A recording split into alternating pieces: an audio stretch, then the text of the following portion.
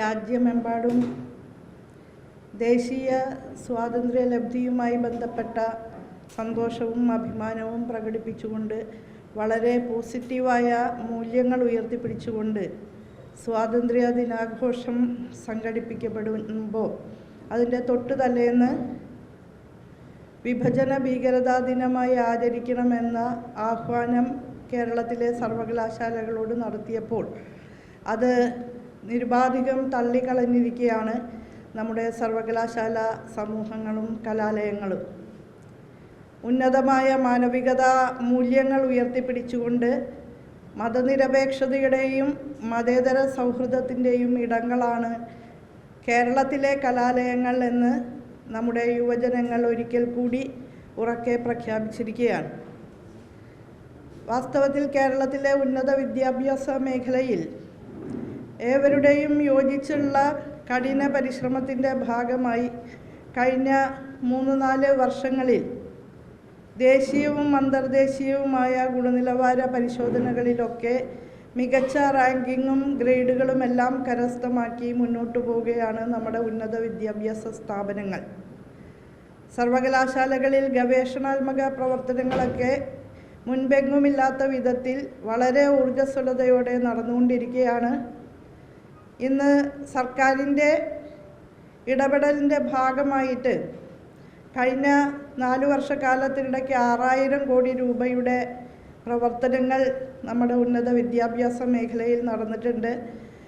ദക്ഷിണേന്ത്യയിലെ തന്നെ ഏറ്റവും വലിയ ലാബ് കോംപ്ലക്സുകൾ കേരള സർവകലാശാലയിലും MG യൂണിവേഴ്സിറ്റിയിലും ഉറപ്പാക്കാൻ നമുക്ക് സാധിച്ചിട്ടുണ്ട്.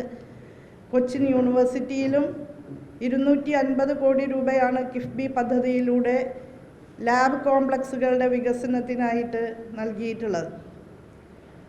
അത്തരത്തിലുള്ള ഒരു മുന്നേറ്റം ഉണ്ടാകുന്ന സന്ദർഭത്തിൽ അതിനെ പുറകോട്ട് വലിക്കാനും ക്യാമ്പസുകളെ അശാന്തിയുടെ കേന്ദ്രമാക്കി തീർക്കാനും ബോധപൂർവമുള്ള പരിശ്രമങ്ങൾ നടക്കുന്നു എന്ന് കണ്ടുകൊണ്ട് അതിനെ പ്രതിരോധിക്കാൻ കേരളത്തിലെ കലാലയ സമൂഹങ്ങളും സർവകലാശാല അക്കാഡമിക് കമ്മ്യൂണിറ്റിയും ഒറ്റക്കെട്ടായി തന്നെ നിന്നു എന്ന അനുഭവമാണ് ഇന്നത്തെ ഈ കലാപാഹ്വാനം തള്ളിക്കളഞ്ഞതിലൂടെ നമ്മുടെ വിദ്യാർത്ഥികൾ ചെയ്തിട്ടുള്ളത്.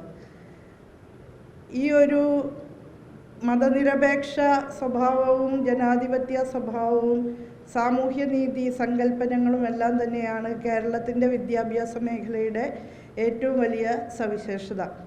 നമ്മളിപ്പോൾ വളരെ സമൂലവും സമഗ്രവുമായ മാറ്റങ്ങളിലൂടെ മുന്നോട്ട് നീങ്ങുന്ന സന്ദർഭത്തിൽ സമഗ്രമായ കരിക്കുലം ഫ്രെയിംവർക്ക് തയ്യാറാക്കി 4 ഇയർ UG പ്രോഗ്രാം ഏവർക്കും സ്വീകാര്യമായ വിധത്തിൽ മുന്നോട്ട് പോവുകയും സെൻറ്റേഴ്സ് ഓഫ് എക്സലൻസ് എന്ന നിലയിൽ മികവിൻ്റെ കേന്ദ്രങ്ങൾ ഏറ്റവും ശക്തമായി ഉന്നത വിദ്യാഭ്യാസ മേഖലയിൽ വികസിപ്പിക്കുകയും ചെയ്യുന്ന ഒരു കാലത്ത് ഛിദ്രവാസനകളെ പ്രോത്സാഹിപ്പിക്കുകയല്ല വേണ്ടത്, എല്ലാവരും യോജിച്ചുള്ള പ്രവർത്തനത്തിലേക്കാണ് വരേണ്ടത് എന്നാണ് പറയാനുള്ളത്.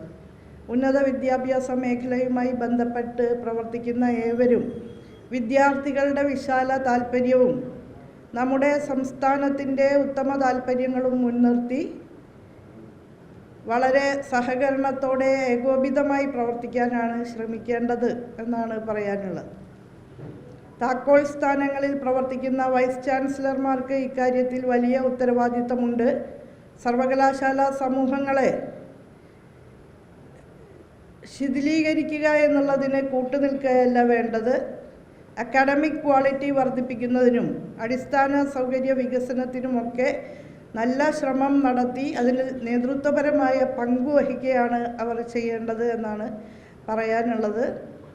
നമ്മൾ മുന്നോട്ടാണല്ലോ പോകേണ്ടത്.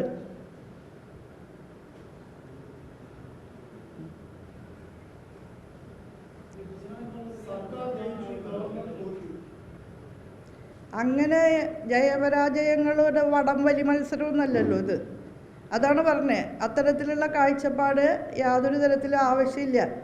അങ്ങനെയുള്ള മത്സരാധിഷ്ഠിത സമീപനമല്ല നമുക്ക് വേണ്ടത്.